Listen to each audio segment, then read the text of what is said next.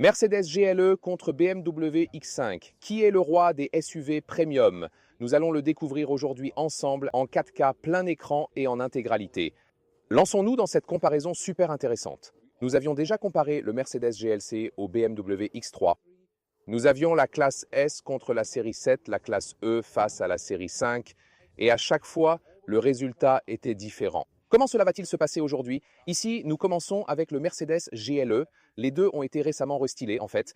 Celui-ci est ici, la ligne AMG. Vous avez donc une accentuation plus sportive dans la partie inférieure et une barre horizontale ici dans la grille, ainsi que ce magnifique motif de micro-étoile. Il y a aussi la version de base disponible. Elle aura deux barres ici et pas une finition aussi sportive dans la partie inférieure. Et en fait, je dirais pour le GLE, je le préférerais comme ceci, ici dans la ligne AMG. Ou que préféreriez-vous? Avec le BMW X5, c'est la définition même de la X-Line. Depuis le lifting, il représente également l'aspect de base avec un look nettement plus lumineux, une sorte d'accentuation prononcée tout-terrain, disons-le ainsi. Vous pouvez aussi obtenir le pack M Sport. Alors, vous avez un design plus sportif, surtout ici dans le graphisme du bas-côté. Il y a même des pièces M Performance disponibles qui le rendent encore plus sportif, mais peut-être un peu trop. Donc, je les choisirai tels qu'ils se présentent ici, maintenant. Le X5 à la ligne X, plus un look de tout-terrain, mais avec le GLE, un look plus sportif avec la ligne AMG. Eh bien, lorsqu'on examine le profil latéral et la longueur, ils mesurent tous les deux 194 pouces de long. Donc 4,94 m et 4,92 m. Donc plus ou moins la même longueur. Aussi, des roues de 19 à 22 pouces. Celles-ci sont des roues de 20 pouces avec le BMW dessus. Mercedes GLE. Jantes 21 pouces, donc plus grande, look sportif. La suspension est intéressante. Alors, la BMW a dès le début une suspension adaptative, puis propose une pneumatique en option. La particularité, c'est qu'ici, la direction aux 4 roues est également disponible en option. Avec le GLE, de la suspension standard à la pneumatique, et puis option, le contrôle E-Active pour incliner la voiture dans les virages. Nous l'avons équipé ici aujourd'hui, je vous en dirai plus si besoin. La direction arrière n'est simplement pas dispo ici avec la Mercedes GLE, donc peut-être qu'aux États-Unis, cela ne fait pas une grande différence. Mais en Europe, cela serait vraiment le cas, surtout pour les situations dans les rues étroites. Puis à l'arrière, le restylage a également apporté quelques améliorations ici pour le GLE, avec un graphisme plus moderne. Voilà. Alerte faux échappements, car ceux-ci sont clairement de faux échappements pour le GLE, tandis que le X5 possède des embouts d'échappement factices, mais l'échappement réel passe bien ici, à travers ces embouts. Dans la ligne X, encore une fois, vous avez des accentuations vraiment vives en bas. Je pense que globalement, l'aspect est très cool. Et aussi ici, les feux arrière dessinés très horizontalement. Les clignotants, en effet, complètement différents de ceux de BMW et cet effet aéro avec l'effet pulsant. Mercedes, plus dans un style classique. Les couleurs, d'ailleurs, argent high-tech pour la Mercedes et bleu montagne des Appalaches pour la BMW. Laquelle préféreriez-vous d'extérieur, BMW ou Mercedes? Dites-le moi dans les commentaires. Voici deux clés. Elles ont toutes les deux un très beau design. Laquelle préféreriez-vous? La clé Mercedes est plus lourde, celle de BMW légère. C'est un joli bruit. À l'intérieur de la porte, un toucher doux ici, un peu plus moelleux pour votre coude. Poche de porte intérieure, cependant, bien dure. Il y a juste ce fond en caoutchouc, donc pas de feutre à l'intérieur. Intérieur, allons-y. Mercedes GLE. Depuis le lifting, vous avez maintenant ces lignes horizontales ici comme élément de design supplémentaire. Et j'en ai parlé à l'IA plus tôt, et elle a en fait suggéré que cela ressemble à des stores sur la maison ou sur l'appartement à l'extérieur. Donc je pense que c'est une question de préférence. Je l'ai trouvé plutôt cool, je dois dire. Ensuite, vous obtenez aussi ce tableau de bord doux au toucher, beaucoup de design de grille d'aération, c'est certain ici. Ensuite, éléments en décalcomanie carbone, bien sûr d'autres choix. Ce que je préfère avec le GLE, c'est que même s'il a été restylé, vous avez toujours le contrôle climatique manuel ici, donc vous pouvez facilement le contrôler en conduisant. Je préfère effectivement ça, en fait BMW l'avait bien mais l'a finalement supprimé pour le restylage. Écran 12,3 pouces mis à jour dans système d'infodivertissement. Design sobre. Ce pavé tactile, je préférerais un vrai bouton rotatif pour celui-ci. Donc ça, vous pouvez le contrôler comme ça, ou alors en touchant ici sur l'écran, en fait. Vous avez également de très belles jauges tout-terrain, au fait. Pas uniquement ici, en effet. dans le système principal d'infodivertissement, mais aussi là dans les instruments.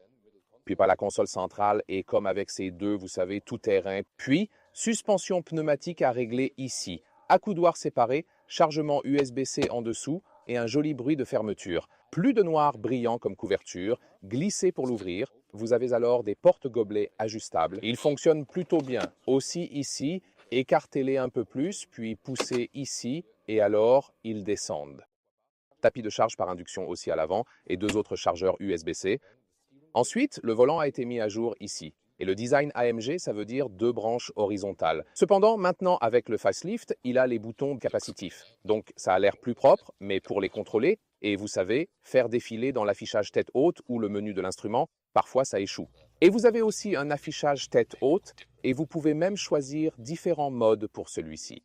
Les sièges ici dans le GLE, en peau d'animal, cependant le simili-cuir Artico serait également disponible. En général, le matériel est assez rigide, ici reste beaucoup d'espace. Il y a un panoramique disponible d'ailleurs, si vous aimez. Alors ici, sur la console centrale, c'est plus doux. Mais celui-ci n'est pas complètement dur, mais assurément plus dur. Et parfois, votre coude se trouve exactement ici. Et ça, c'est en fait trop dur pour votre coude en conduisant. Donc, défaut de conception pour le positionnement, sièges arrière, intérieur des portes, aussi en souple en haut. C'est bien. Les vides-poches, ni devant ni derrière, ne sont pas couverts, tous en plastique dur. Pour ce prix, vraiment. Toutefois, ensuite, les sièges arrière.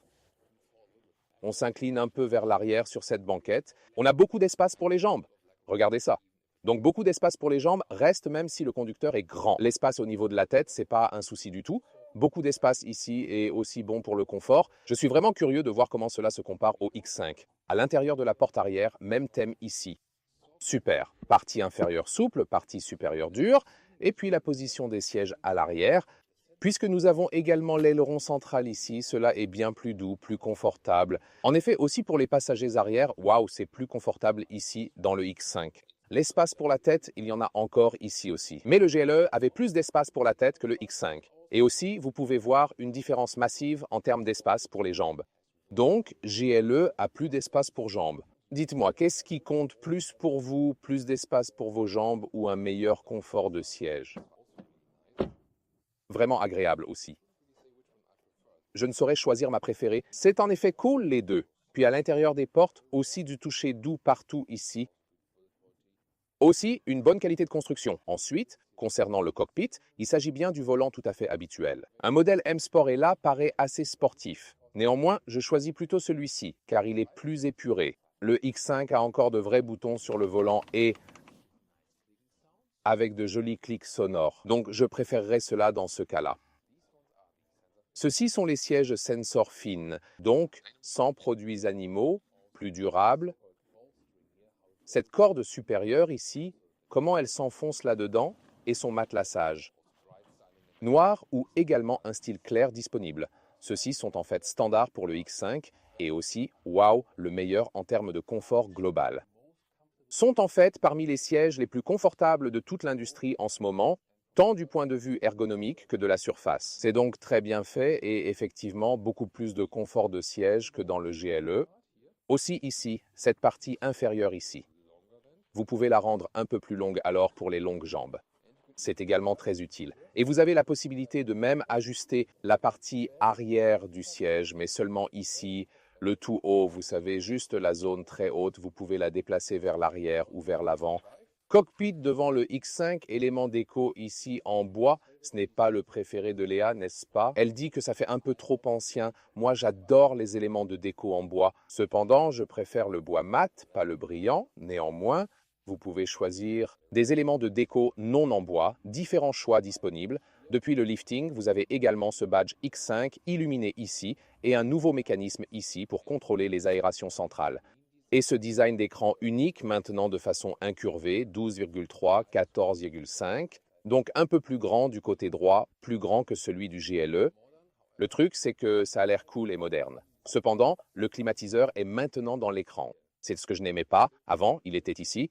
Ensuite, de nouveau, la connexion Apple CarPlay, celle sans fil, est meilleure maintenant avec le facelift parce qu'il y a une nouvelle version du logiciel. Donc, ça a des avantages et inconvénients avec ce facelift. Puis, dans la partie inférieure, c'est vraiment cool. Il y a un bouton de rotation et pression pour contrôler aussi le système d'infodivertissement. Aussi, porte-gobelet adaptatif, chauffé et refroidi, plaque de charge par induction. Cependant, celle-ci n'est pas refroidie. Le téléphone surchauffe lors de la charge par induction. Aussi, ouverture de l'accoudoir divisée ici avec un peu d'espace et chargement USB-C. Et le truc, c'est que ici, je n'ai pas de problème avec le coude parce qu'il est toujours dans cette zone. Donc ici, c'est toujours doux quand vous posez votre coude. Oh, ici aussi avec un joli plafond en microfibre. Les instruments numériques ressemblent à cela. Ils s'animent quand vous démarrez le véhicule et puis vous pouvez avoir un compteur de tours si vous voulez.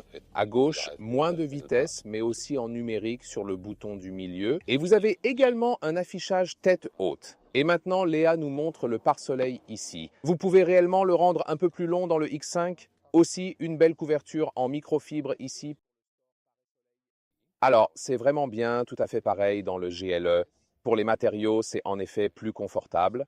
En fait, aucune comparaison, donc c'est bien moins cher au niveau du matériel, effectivement. Peut-être l'allonger un peu. Ah non, impossible, non. Alors oui, avantage au X5. Oui, pour le coffre, c'est intéressant ici, le X5 a cette division. Donc il y a une partie en haut et ensuite vous pouvez descendre la deuxième partie juste ici. Et c'est cool pour des moments de pique-nique car vous pouvez vous asseoir ici et avoir un pique-nique agréable, etc. Bien sûr, vous pouvez aussi le laisser ouvert et prendre des choses dedans et dehors. En termes de taille, ça ne fait pas une grande différence. 650 litres pour le X5, quelques litres de moins pour le GLE, mais ça ne change pas grand-chose. La largeur ici, 1,1 m ou 43 pouces. C'est bien. Et la longueur ici est aussi un peu plus d'1 mètre ou 40 pouces. C'est tout à fait parfait. Ainsi, en ce qui concerne la hauteur, c'est à peu près 80 cm ou 31 pouces, en effet. Au fait, c'est plutôt cool. Regarde ça. Ici, ma valise repose là-dessus. Et ceci, ici, a un vérin à gaz, comme sous le couvercle. C'est incroyable, non? Alors, mais ici, ils ont enlevé ce mécanisme de pliage à distance. Donc, pour plier les sièges maintenant, je dois faire le tour dans le X5. Oui, et je n'avais pas besoin de le faire avant. Les deux se ferment simultanément. Puis le GLE et la largeur ici avec le GLE, encore une fois, 1,10 ou 43 pouces. Longueur comparable, 1,40. Et ici aussi en hauteur, oh, c'est en fait aussi un peu mieux. Alors, c'est intéressant. Bien que la X5 prenne l'avantage en litres, le GLE ici semble mieux en fait. Celui-ci, pas de gastrode, mais beaucoup d'espace en dessous. Alors, peut-être que c'est ça, le truc. Oui, vous pouvez voir ici que le GLE perd les chiffres en litres ici, car c'est un peu, vous savez, comme coupé ici, tandis que le X5 continue un peu plus ici. Nous pouvons baisser la voiture parce que nous avons la suspension pneumatique, donc on charge et décharge mieux. Mais d'un autre côté, il n'y a pas non plus de déverrouillage à distance. Donc, je veux dire, à ce prix-là, il devrait vraiment y en avoir un, non? Le BMW, moteur 6 cylindres de 3,0 litres, ou alors, dans la version haut de gamme, un moteur 8 cylindres de 4,0 litres dans le modèle M Performance et le vrai modèle M. Et c'est à peu près tout pour l'essence et le diesel. Et le modèle hybride rechargeable est également basé sur le 6 cylindres. Chez Mercedes, vous avez diesel, essence, 6 cylindres, volume de 3 litres. Cependant, vous débutez avec essence et diesel 4 cylindres de 2 litres. Leurs hybrides sont basés sur 4 cylindres.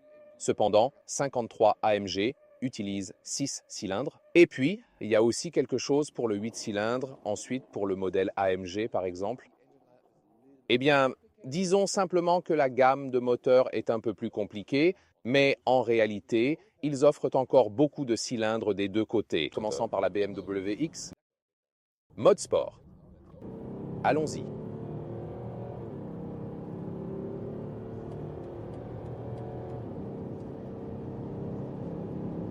Okay. Super. 70, 180 and all. Excellente accélération ici avec le moteur 3 litres, 6 cylindres, diesel.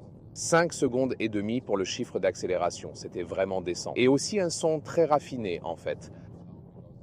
Donc on ne se dit pas « Oh, c'est un mauvais son parce que c'est un diesel ». Et c'est effectivement une puissance très douce sur la route assurément. Ici, le volant sans M Sport, je dois vraiment dire, je vous ai dit plus tôt que niveau apparence, je le trouvais en fait mieux et il est réellement plus facile à contrôler aussi parce que d'une certaine manière, je sens parfois que les volants M Sport équilibrés et symétriques. C'est très intéressant. Ce qui est intéressant d'ailleurs ici en mode sport BMW, parce que nous avons récemment fait une comparaison mode sport. Quand vous êtes dans une Audi ou une Mercedes et que vous passez en mode sport, cela passe automatiquement au mode de changement S. Ici, c'est séparé. Donc, le mode sport et le mode de changement de vitesse sport sont séparés ici dans la BMW. C'est intéressant. Et le truc, c'est que le mode de changement S est bon quand vous avez des virages serrés et que vous avez de l'accélération et du freinage, aller-retour, aller-retour. Ici, pour mieux performer, pas forcément le meilleur réglage.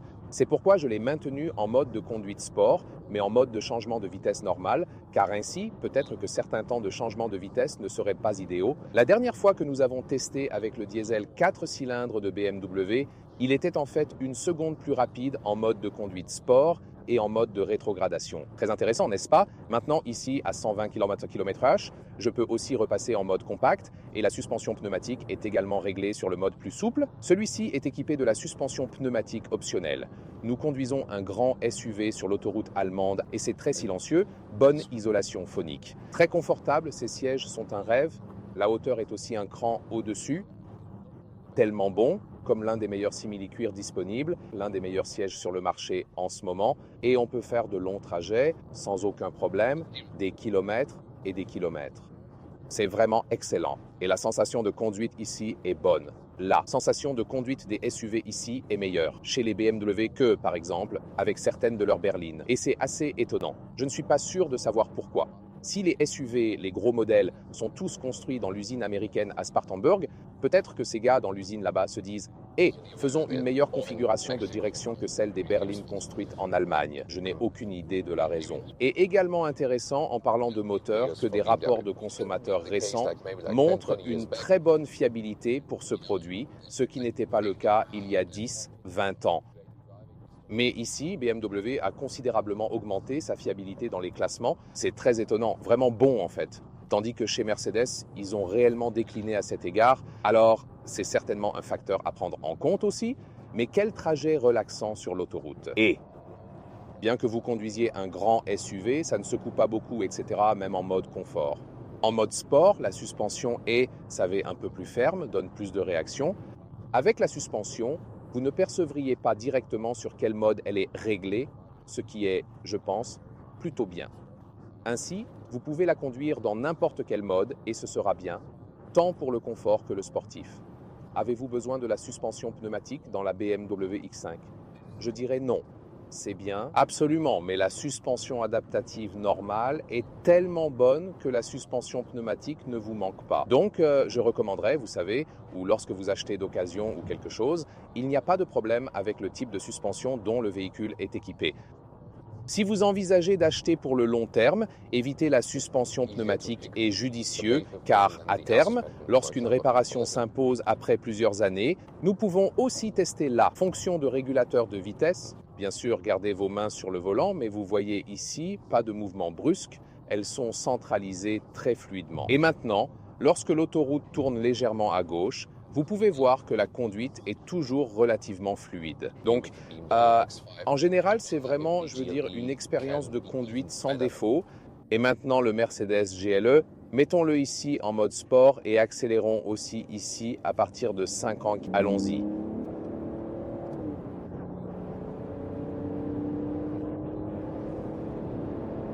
« 170, 180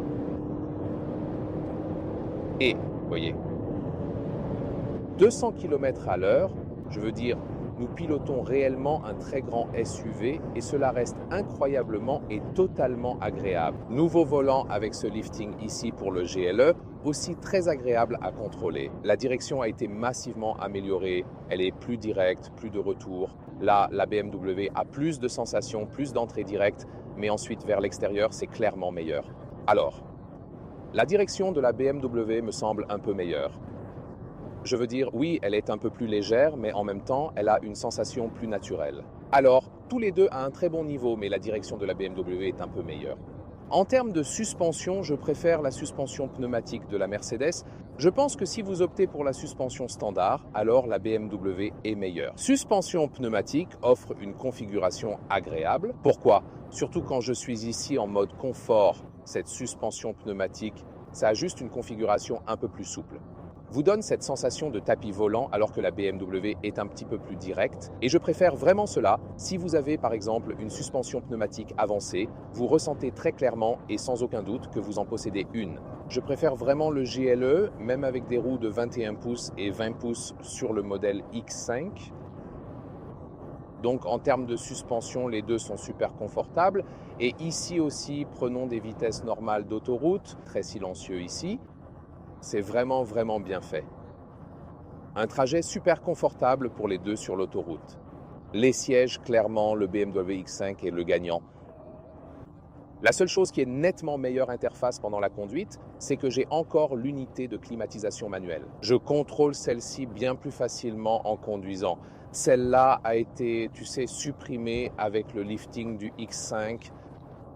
Pas vraiment une bonne décision à mon avis, je pense, parce qu'alors ils seraient tout à fait égaux à cet égard. Ouais, vraiment ici, comme quand on court tout droit, puis ils ont, voyez ici, ça ne change rien sur la route. Certains pourraient préférer ça, pas moi. Donc, avec le X5, j'ai une sensation plus précise de ce que je fais dans cet angle.